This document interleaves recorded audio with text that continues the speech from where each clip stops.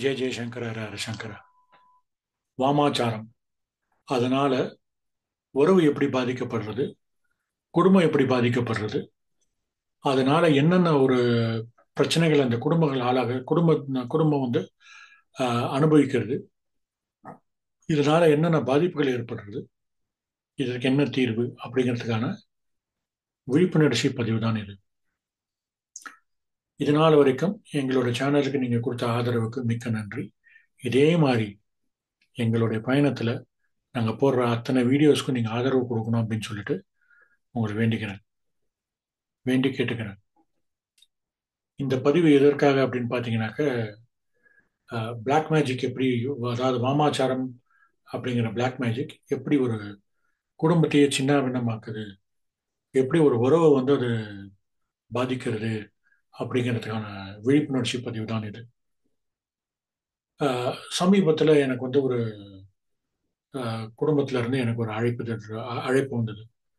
சாமி, இந்த மாதிரி பிரச்சனையில் இருக்காங்க, பையனும் பொண்ணும் விவாகரத்துக்கு இது பண்ணிட்டு இருக்காங்க அப்படின்னு சொல்லிட்டு இது வந்தது. ஆஹ் இது கொஞ்சம் நல்ல ஒரு டீப்பரா உள்ள போய் பார்த்தேன். என்னன்னா, பையன் ஒரு மதம், பொண்ணு ஒரு மதம். ஓகே, ரெண்டு பேரும் ஒரே கல்லூரியில படிக்கிறாங்க. ரெண்டு பேருக்கும் ஒரு அண்டர்ஸ்டாண்டிங் ஏற்படுறது. அவங்க அந்த அண்டர்ஸ்டாண்டிங்கை அடுத்த கட்டத்துக்கு எடுத்துட்டு போகணும் அப்படின்னு சொல்லிட்டு விருப்பப்படுறாங்க. ரெண்டு பேரும் காதலிக்க ஆரம்பிக்கிறாங்க. சரி, ரெண்டு குடும்பத்துக்கும் தெரிவிக்கிறாங்க. வேற வேற மதம் அப்படிங்கிறதுனால, இல்ல அந்த பவுண்டரி எப்படி மெயின்டைன் பண்றது அப்படிங்கிறது தெரியல. அதாவது ஒண்ணு புரிஞ்சுக்கணும், ரெண்டு பேர் வேற வேற மதம் தெரிஞ்சுதான் காதலிச்சிருக்காங்க. இதுல மதம் எங்க வந்தது?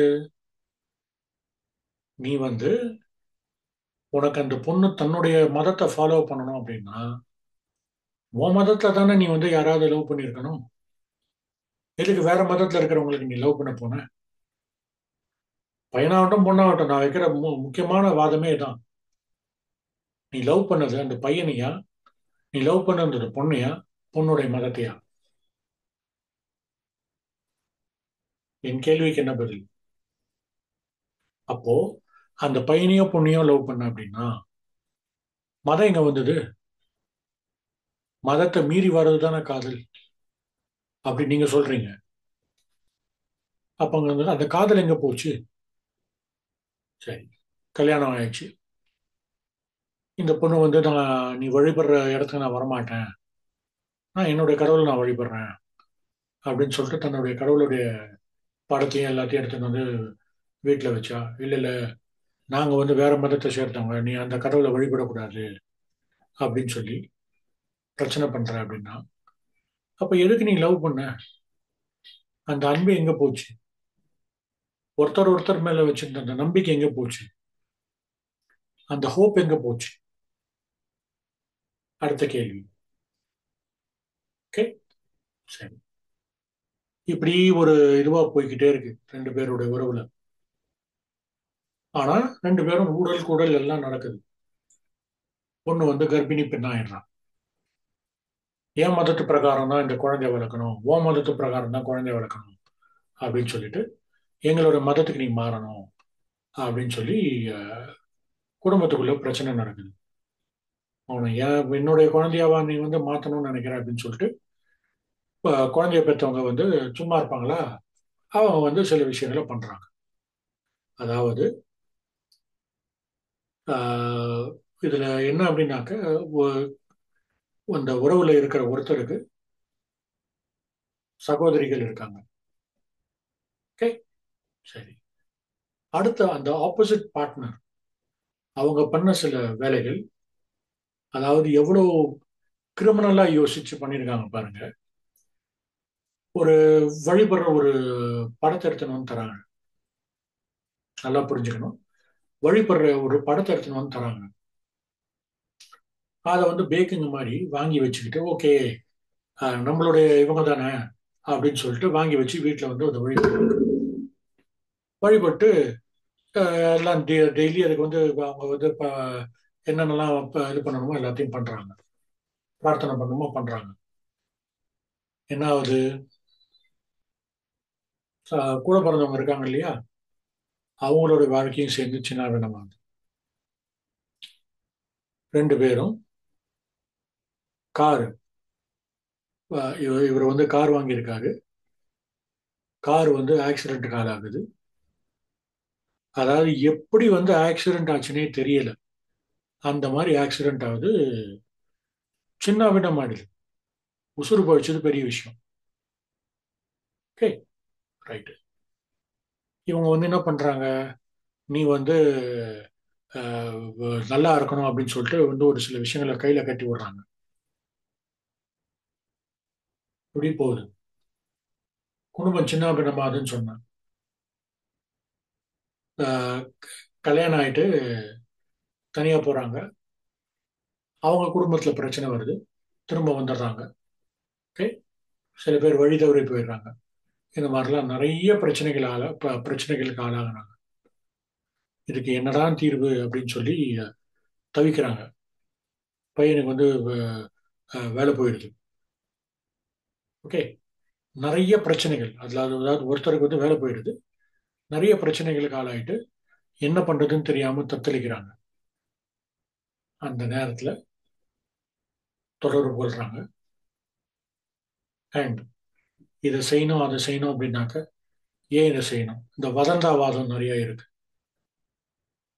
நிறைய விஷயங்கள் அவங்க வாழ்க்கையில நடந்திருக்கு. ஆனா இதுதான் அவங்களுடைய பிரச்சனை அப்படிங்கிறது யாருக்கும் தெரியறது இல்லை. ஃபைனலி, உனக்கு நான் விவாகரத்து கொடுக்க மாட்டேன், என் வாழ்க்கை எப்படி நீ அழிச்சியோ அதே மாதிரி உன் வாழ்க்கையை நான் அழிப்பேன் அப்படின்னு சொல்லிட்டு ரெண்டு பேரும் ஒரு ஒரு இதுல இருக்காங்க. தன்னுடைய இதுல உறுதியா இருக்காங்க. நல்லா புரிஞ்சுக்கோங்க. ஒருத்தர் ஒருத்தர் நம்பினாங்க, அந்த நம்பிக்கை போச்சு.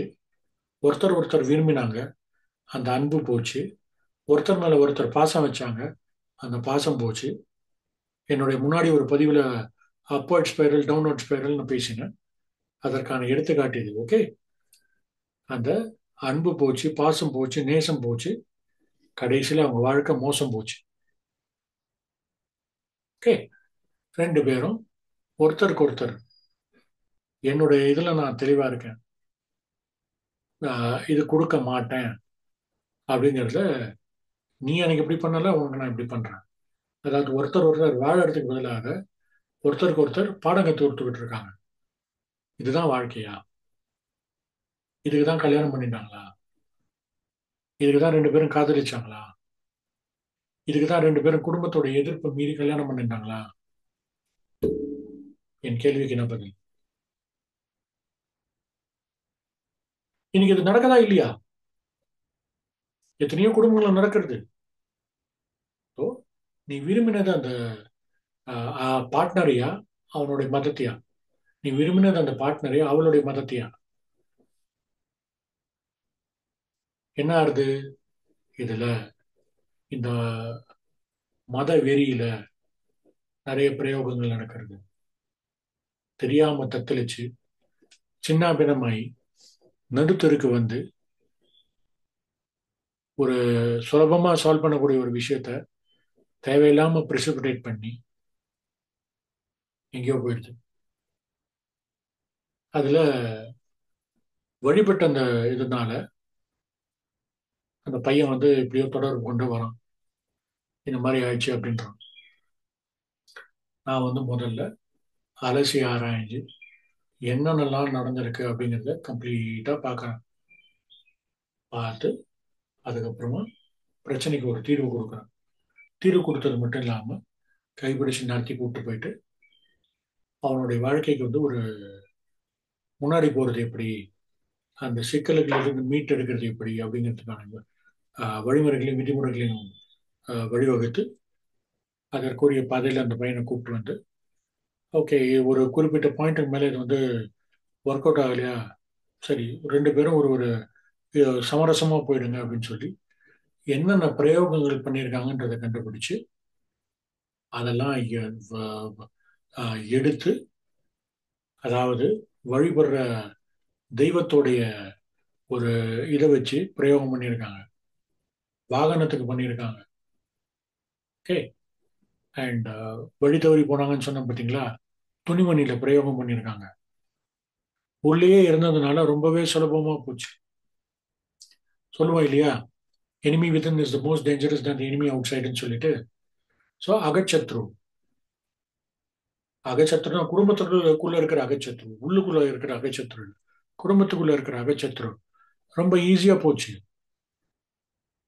நான் இன்னொரு பதிவுல வந்து என்னென்னலாம் வச்சு பண்ணியிருக்காங்கன்றது இன்னொரு பதிவுல போடுறேன்.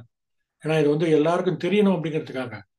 இதனால ஒரு உறவு, ஒரு குடும்பம், ஒரு என்டையர் இன்ஸ்டிடியூஷன் கெட்ஸ் அஃபெக்டட். இது வந்து ஆஹ், என்ன சொல்றது, சர்க்காரோ யாராலையுமே எதுவும் பண்ண முடியல. ஏன்னா இந்த எப்போ இந்த தவறான விதத்துல தவறான பிரயோகத்தை பயன்படுத்துறாங்களோ, புத்தி கெட்டு போய் தான் பண்றாங்க. ஒருத்தர் அவங்களுடைய ஸ்பேஸை வந்து அவங்களோட பவுண்டரியை வந்து மதிக்க தெரிஞ்சு அதுக்கு மதிச்சு அவங்களுடைய பவுண்டரிஸை ரெஸ்பெக்ட் பண்ணாலே இந்த ப்ராப்ளம் இருக்காது. அதாவது வாழ்க்கை அப்படிங்கிறது ஒரு பெரிய விஷயம். They are not the destiny. But நிறைய பேர் வந்து அந்த அடுத்தவன் தான் அவங்களோட டெஸ்டினின்னு நினச்சிட்டு நிறைய விஷயத்த பண்ணி பெரிய பிக் பிக்சர் விட்டுடுறாங்க. அது எவ்வளோ பெரிய தப்பு. இந்த மாதிரி ஆகி அந்த பையனை அதுல மீட் எடுத்து வெளியில கூட்டு வருதுங்கிறது மனித முயற்சியில சாத்தியம் இல்லை, தெய்வ சக்தினால மட்டும்தான் சாத்தியம். அந்த மாதிரி பண்ணி அதுல இருந்து மீட் எடுத்து அவனுடைய வாழ்க்கைக்கு ஒரு பர்பஸ் கொடுத்து அந்த பாதையில வழி நடத்தி அந்த பையனுடைய வாழ்க்கை இன்னைக்கு நல்லா இருக்கு. எதுக்கு சொல்றேன், இந்த மாதிரி பல குடும்பத்துல இந்த தவறான வேலை பண்றவங்க நிறைய பேர் இருக்காங்க. இதனால எவ்வளவு பாதிப்புகள் ஆளாகுது அந்த குடும்பம். அதை யோசிச்சாங்கன்னா இந்த மாதிரி காரியத்தை செய்ய மாட்டாங்க. எவ்வளவு தரக்குறைவான காரியம் இது, இல்லையா?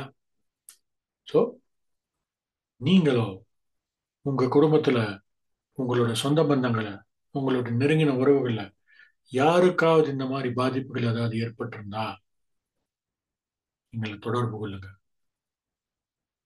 முதல்ல என்ன ப்ராப்ளம் அப்படிங்கறத கண்டுபிடிச்சு அதற்கான தீர்வையும் கொடுத்து இதுல இருந்து கைபிடிச்சு வெளியில உங்களை கூட்டிட்டு வந்து குருநாதருடைய ஆசீர்வாதத்துல, அம்பாளுடைய அனுகிரகத்துல வெளியில கூட்டு வந்து உங்களுடைய வாழ்க்கைக்கு ஒரு பர்பஸை கிரியேட் பண்ணி அந்த பயணத்தை, உங்களுடைய வாழ்க்கைக்கு ஒரு டைரக்ஷனை கிரியேட் பண்ணி உங்களுடைய வாழ்க்கைக்கு ஒரு நல்ல வழிகாட்ட முடியும். இந்த பதிவு உங்களுக்கு கண்டிப்பா பிடிச்சிருக்கும்னு நினைக்கிறேன். தயவு செஞ்சு எங்களோட சேனலுக்கு சப்ஸ்கிரைப் பண்ணுங்க. இன்கேஸ் நீங்க பண்ணல அப்படின்னா இந்த வீடியோவை எல்லாரோடையும் ஷேர் பண்ணுங்க. யார் யாரெல்லாம் விவாகரத்து அப்படிங்கிற பிரச்சனையில போய் மாட்டின்னு இருக்காங்களோ அவங்களோட பகிருங்க. எங்களால முடிஞ்ச உதவி நாங்கள் செய்யறோம். ஓகே, எல்லாரும் அமோகமா இருக்கும், சௌக்கியமா இருக்கும், க்ஷேமமா இருக்கும். குருநாதரையும் அம்பாலையும் பிரார்த்தனை பண்ணிட்டு அமோகமா இருக்கும், சௌக்கியமா இருக்கும், க்ஷேமமா இருக்கும்னு ஆசீர்வாதம் பண்றேன். ஜெய் ஜெய் சங்கர ஹர ஹர சங்கர.